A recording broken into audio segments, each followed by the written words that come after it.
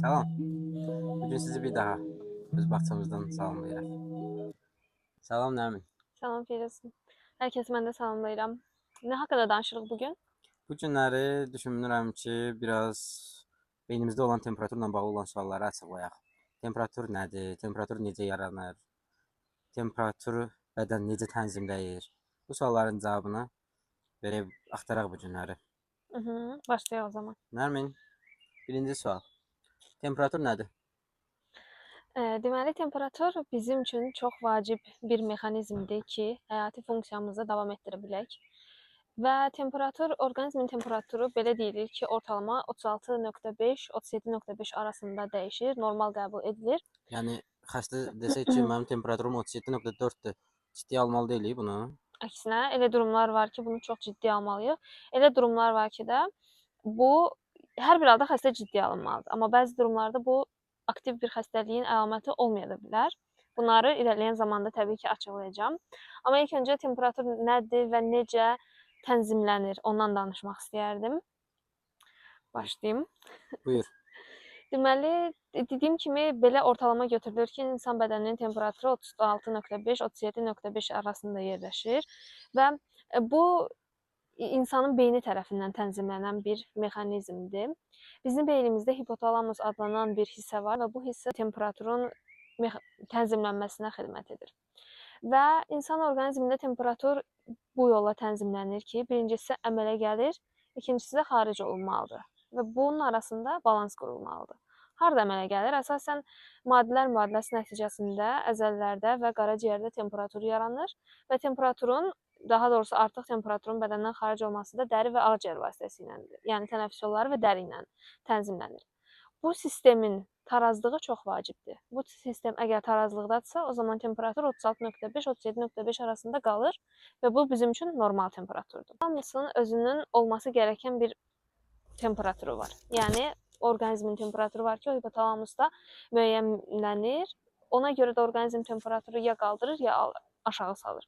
Normalda bu əgər 36-37 dərəcə arasındadırsa, müəyyən səbəblərdən hipotalamusdakı bu temperatur mərkəzində temperatur qalxarsa, tutaq ki 39-a qalxarsa, bu zaman nə baş verir orqanizmdə? Hipotalamus deyir ki, bədənə siqnallar göndərməyə başlayır ki, hər hansı bir durum var. Burada məsələn götürək infeksion bir xəstəliyi. Orqanizmə hər hansı bir virus yaxud da bakteriya daxil olub, bədən bundan mübarizə aparmalıdır, amma necə? Birinci siqnalı hipotalamus qəbul edir. Okey, məndə problem var, 39 dərəcədir mənim temperaturum. İndi mən bədənə o siqnalları verməliyəm ki, bədən də bu temperatura yüksəlsin və həmin bakteriya və yaxud da virusla savaşmağa başlasın. Bunun üçün nə edir? Dəridə hansı ki, bədənin kənar hissələrində, bu da əsasən bizim ətraflarımız, əllər, qollardır, dəridir. Burada yerləşən damarların divarını daraldır. Bu daralma nəticəsində damarlar vasitəsilə xaricə verilən istilik əksinə damarda qalır, qorunur və burada qan gedir daxili orqanlara, həyati vacib orqanlar, hansı ki, ürəkdir, beyindir, ağciyərdir, qaraciyərdir, bunları həyatda saxlamaq lazımdır və bu orqanlara yönəlir qan. Bu şəkildə də bizim ətrafımızda artıq dəridə, belə deyək, həm qan dövranı biraz aşağı düşür, həm də damarlar daraldığına görə biz üşümə hiss eləməyə başlayırıq. Və bu nəticəsində bədənin daxili temperaturu qalxır, biz bakteriya ilə savaşırıq. Əgər bu savaş sona yetərsə və yaxud da bu hipotalamusdakı bu temperaturu tənzimləyən mərkəzdə temperatur düşməyə başlayarsa, yəni normallaşmağa başlayarsa, bu zaman hipotalamus yenə bədənə siqnal göndərir ki, okey, çətin durum ortadan qalxdı, artıq damarlar genişləyə bilər, hər kəs normal vəziyyətə qayıda bilər. Eyni zamanda, onu dediyim ki, temperatur qalxında niyə titrəmə də olur bəzən? Çünki bu da hipotalamusun işlərindən biridir. O bədənə siqnal göndərir əzələ toxumasına və əzələ toxuması bu titrəmə nəticəsində ekstra istilik yaradır ki, bu da bədənə toplanır, bədənin istiliyini artırır. Yəni belə başa düşdük ki, temperaturun qalxması bədənin müdafiə funksiyasıdır. Tamamilə. Bədən öz müdafiə funksiyasını yerinə yetirməyə çalışır, başlayır. Necə düşünürsən? Temperatur qalxanda temperaturu salmaq vacibdirmi, yoxsa gözləmək lazımdırmı və yaxud da salmaq lazımdırsa, hansı temperaturdan başlayıb salmaq lazımdır ya da salmamaq lazımdırsa, niyə salmayasan?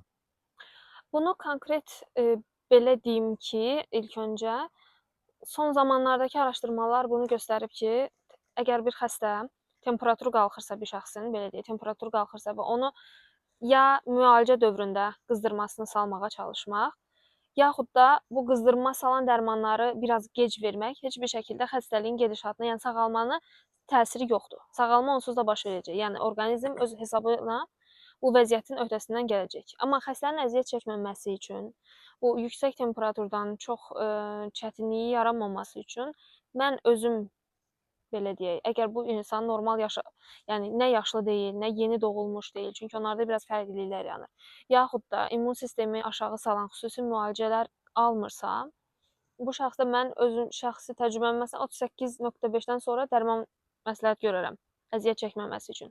Əgər ekstra əziyyət çəkirsə 38-dən də verə bilərəm. Sən nə düşünürsən bu barədə? Mən düşünürəm ki, 30-dan eynən 38 temperaturunu görməyincə mən də heç bir dərman vermərəm xəstəyə. Nəzərə alsaq ki, indi birazdan o temperatur salan dərman maddələrindən danışacağıq. Hansı ki, bütün Avropada, bütün dünyada temperaturu salmaq üçün hal-hazırda yəni birinci seçim sadəcə bir dərmandır. Bu dərmanın da düşünəndə ki, qaraciyərə olan zərərləri nə qədərdir və mən düşünərəm ki, 38-ə qədər gözləyim. Amma 38-dən sonra temperaturun bədənə vurduğu zərərlər həmin o dərmanın qaraciyərə vurduğu zərərlərdən daha çox olmağa başlayır. Hansı ki, xəstələrdə taxikardiyaya gətirib çıxarda bilər. Taxikardiya ürək döyüntüsünün sürətlə 100-ün üzərində olmasıdır, belə deyə, çoxalması. Döyüntüm var. Yəni taxikardiya deməkdir, ürək döyüntüsü. Eynən. Bu halda Bu halda düşünürəm ki, tez başlayaram. Amma təbii ki, mən heç də dərman mənim üçün dərmana qədərki müalicə, yəni insan dərmana qədərki müalicə metodlarının öncə sınanmalıdır. Təbii ki, dərman bəzən olmazsa olmazdır, vacibdir. Amma öncə dərmana qədərkilər mütləq, əgər gedirsə, dərmansız mümkündürsə, insan bunu dərmansız çözməlidir problemi. Bir də bunu vurğulamaq istəyərdim. Başqa növ bədən temperaturunun artma durumları da var. Birincisi hiperpreksiyadır. Hiperpreksiya bədən temperaturunun 41.5 üzərində artmasıdır. Adətən yetişkin insanlarda bu çox da görülmür. Daha çox uşaqlarda infeksion xəstəliklər zamanı o qədər yüksəyə qalxır. Bir də beyində qanamalardır. Əgər beyin daxili qanaxmalar olarsa, bu durumda da temperatur bu qədər yüksəlir. Bir də hipertermiya adlanan bir durum var. Hipertermiya da bədən daxili istiliyin artmasıdır, amma bu bildiyimiz qızdırma kimi deyil. Hipertermiya məsələn gün vurması nəticəsində yaranan durumdur. Bu zaman bədənin temperaturunu aşağı salmağa çalışan mexanizmlər daha zəif olur və temperaturun bədən artmasına başlayan mexanizmlər daha aktiv olur. Yəni bədən onda yaranmış istiliyi çölə atmaqda zəifliyi olur, əziyyət çəkir. Bu durumda hipertermiya yaranır və maraqlısı o da ki, hipertermiya bu tipik müalicə salan dərmanlara cavab vermir. Yəni hipertermiyanı aradan qaldırmaq istəyiriksə, sənin dediyin digər variantlar bizim köməyimizə çatır. Hansı ki, su içmək, sərin su səpmək, yaxud da məsələn başqa nələr var? Yorğanın altında bastırmaq lazım deyil. Yorğanın altında bastırmaq əksinə belə deyək ki, dəri vasitəsilə temperaturun atılmasının qarşısını alacağına görə, azaldacağına görə daxili istiliyi daha da artırır. Amma mən həmişə yorğanın altında bastırıb, həmişə də tərləmişəm, düzəlmişəm amma. Amma bu yanlış bir bilgidir. Xəstədə temperatur varsa və yaxud da uşaqda temperatur varsa, yorğanın altında bastırmaqla sadəcə durum daha da pisləşir. Bəli. Çalışmaq lazımdır ki, o durumda bədənin açıqda qalan sahələri artsın, əllər, ayaqlar çöldə olsun ki, bədən o istiliyi bir şəkildə dəri vasitəsilə ata bilsin. Bir də məsələn belə durumda var, ağız vasitəsilə, uzun müddət ağızla nəfəs alan adamlarda da bədən temperaturunun düşməsinə gətirib çıxara bilər bu durum. Çünki başda dediyim kimi ağciyər vasitəsilə də biz istiliyi bədəndən atırıq. 45-55 yaşlı qadınlarda temperaturun 37, subfebrilə yaxın olması, 37.5, 37.4 olması. Bu necə? Səncə normaldırmı yoxsa?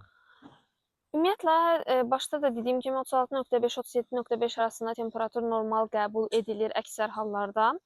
Və bizim bədənimiz belə tənzimlənib ki, bizim bədənimizdə səhərlər 6 radələrində bədən temperaturu daha aşağıdır və axşama doğru saat 4-6 arasında bu qalxır və 37-7-yə qədər də qalxa bilər normal insanda. Amma sənin dediyin bu hal yəqin ki, sən burada klimaks dövrünə girmiş qadınları nəzərdə tutursan əsasən. Klimaks dövrü, yəni qadında menstruasiyanın artıq bitməsi, yumurtaqların funksiyasının yavaş-yavaş sona çatmasını göstərir və bu dönəmdə qadınlar temperatur artışı müşahidə olunur qadınlarda və tərləmə, isti basmalar, üzün qızarması, sinənin qızarması. Bunun da çox maraqlı bir izahı var. Təxmin olunur ki, qadında ümumiyyətlə yumurta hüceyrələrdə estrogen deyilən bir hormon ifraz olunur, hansı ki, bu çox önəmlidir. Həm qadının metabolizması üçün, həm sümük fəaliyyəti, bir çox şey nöqteyi nəzərdən çox önəmlidir. Klimaks dövrünə girdikdə artıq bu hormonun miqdarı get-gedə azalır. Və bu elmi sübut olunub ki, estrogen hormonu səviyyəsi ilə beyindəki bu hipotalamusun, bayaq anlattığım hipotalamusun temperatur regulyasiya etməsi arasında bir mexanizm var. Estrogen səviyyəsi azaldıqca hipotalamusun da temperaturu regulyasiya etmək üçün həssaslığı azalır. Yəni hipotalamus əvvəlki kimi nizamlaya bilmir və bu zaman adi bir bədəndə artışı belə, istilik artışını belə çox ciddi bir temperatur artışı kimi qəbul etməyə başlayır və bu zaman yenə də bəzi mexanizmlər aktivləşdirir. Bu da hansı ki, tərləmə, isti basma və ki, bununla bədən istəyir ki, o artıq istiliyi atsın. Əslində o qədər artıq deyil. Ancaq dediyim kimi hipotalamusdakı funksiya artıq dəyişdiyinə görə estrogen miqdarının azalmasına bağlı olaraq artıq bu onu çox böyük bir şeymiş kimi algılamağa başlayır. Bəs biraz da yüksək temperaturun salınması və aşağı temperaturun yuxarı qaldırılmasından danışaq. Öncə hansı dərmana qədərki vasitələr var yüksək temperaturun salınmasında və yaxud da hansı dərman müalicələri eləmək olar və edilir? Dərmana qədərki vasitələr, məsələn, soyuq kompreslər, buz kompresləri, soyuq su səpmə, ilıq duş qəbul eləmə, hansı ki, bədən temperaturundan aşağı durumda bu ciddi mənada öz təsirlərini göstərir və təbii ki, sənin hər zaman dediyin kimi yetəri qədər maye qəbulu. Yetəri qədər maye qəbul etmiriksə, bu zaman bədəndə temperaturun artması da müşahidə olunur. Bəzi hallarda, infeksiyalarda xüsusilə də buna görə maye qəbulu, mayeləşdirmə, əgər o xəstə özü su içəcək durumda deyilsə, xəstəxana şəraitində beynəldaxili maye qəbulu çox önəmlidir. Ancaq müasir tibb artıq bizə bir çox imkanlar sunur ki, həmçinin dərmanlar vasitəsilə də müalicə edək. Birinci, biz burada heç bir şəkildə dərman tövsiyəsi vermirik, sadəcə mövcud dərmanlar haqqında danışacağıq və hər bir şəxs fərdi olaraq dəyərləndirilməlidir həkim tərəfindən və fərdi olaraq müalicə planı yazılmalıdır. Amma belə deyək ki, ümumi qəbul olunmuş birinci yerdə parasetamoldur. Hər nə qədər qaraciyərə yan təsirləri olsa da, bu yan təsirlər əksərən dozanın aşılması durumunda ortaya çıxır və həm uşaqlarda icazə verilən bir dərmandır, həm də böyüklərdə. Uşaqlarda ikinci dərəcədə isə, yəni parasetamolla birgə ibuprofen də çox yaxşı təsir göstərir və icazə verilir. Və böyüklərdə qeyri-steroid iltihab əleyhinə dərman maddələri. Qeyri-steroid iltihab əleyhinə dərman maddələri bura hansılar daxildir? Məsələn, Nimesil. ibuprofen, nimesil, bunlar. Nimesil. Bunlar istifadə olunur. Sonra aspirin, o da tətbiq olunur, amma uşaqlarda yox, qəti şəkildə uşaqlarda aspirin icazəsi yoxdur. Yəni temperaturu salmaq üçün aspirin qəti şəkildə uşaqlarda olmaz. Fəsadlara gətirib çıxarır, amma böyüklərdə istifadə olunur az miqdar, az aşağı dozada. Sonra əsasən bunlardır müasir dərmanlarımız. Eynən. Mən də bir neçə əlavə eləyə bilərəm. Əlavə deməzdim, bunu ev şəraitində heç kəs əsla tövsiyə deyil. Bu da sadəcə olaraq təcrübə olaraq paylaşmaq istəyirəm. Reanimasiyada işlədiyim zamanlar xəstələrə soyuq xəstələrin temperaturu 40 və 40 üzəri olan temperaturun olan xəstələri təcili soyuq bəzən olurdu, sepsisdə olan xəstələrin. Bunları xəstələri soyutmaq üçün soyuducuya qoyduğumuz natrium xlorid məhlullarının damar yolundan keçirirdik. Və bu bədən temperaturunu bir müddət aşağı salardı. Amma parasetamolun təsir eləməməsi, əgər parasetamol içirsinizsə, parasetamol isə təsir eləmirsə, bunu mütləq bilməlisiniz ki, parasetamolun isə təsir eləmədiyinin bir yeganə səbəbi bədəndə mayenin azlığıdır. Bədəndə maye çatışmazlığıdır. Bədəndə kifayət qədər maye olarsa, parasetamol təsir eləməlidir. Yəni başqa bir ya da çox böyük bir qaraciyər çatışmazlığı olmalıdır ki, təsir eləməsin. Və parasetamolun eyni zamanda infuziyası var. Parasetamol temperaturda ağla gələn ilk dərmanlardan biridir. İlk dərmandır hətta. Əgər allergiyanız yoxdursa, təbii ki, parasetamola qarşı. Allergiyanız və qaraciyər çatışmazlığınız Hı. yoxdursa, təbii ki, qaraciyər çatışmazlığı olan xəstələrdə, virus hepatitləri olan xəstələrdə və yaxud da autoimmun hepatiti xəstələrdə, alkoqol serozu olan xəstələrdə onun təsirində ya təsir eləməyə bilər və yaxud da ki, bunlar Güc təsir edə bilər. əks təsirdə Mhm. ola bilər. Əks göstərişdir. Bunları təbii ki, həkiminizlə danışmaq çox vacibdir. Həkimlə icazəsiz heç bir dərman, evdə parasetamolum var, içim. Bunu məncə düşünərdim. Təcrübəsi olan həkimlə danışıb sonra dərman istifadə edin. Bir də Firuz, maraqlı bir-iki nüans haqqında da danışmaq istərdim və bununla da bugünkü proqramımızı yekunlaşdırardıq. Deməli, birincisi, bəzi durumlar var ki, o durumlarda xəstədə həqiqətən ciddi bir infeksiya var, sadəcə bədən temperaturu aşağı ola bilər. O hansı durumlardır? Yeni doğulmuşlarda. Yeni doğulmuş uşaqlarda hələ ki bu dediyim termorequlyasiya, yəni bədən temperaturunun, istiliyinin tənzimlənmə mexanizmləri tam olaraq formalaşmadığına görə uşaqlarda, yeni doğulanlarda aşağı dərəcədə temperatur ola bilər. Uşaqlarda yeni doğulanlarda. Yəni əslində bu uşağın güclü infeksiyası var, amma temperatur aşağıdır. Və yaxud da yaşlılarda, çox yaşlı insanlarda, 90 yaş üzəri, 80 yaş üzəri, qaraciyər çatışmazlığı və yaxud da böyrək çatışmazlığı olan şəxslərdə.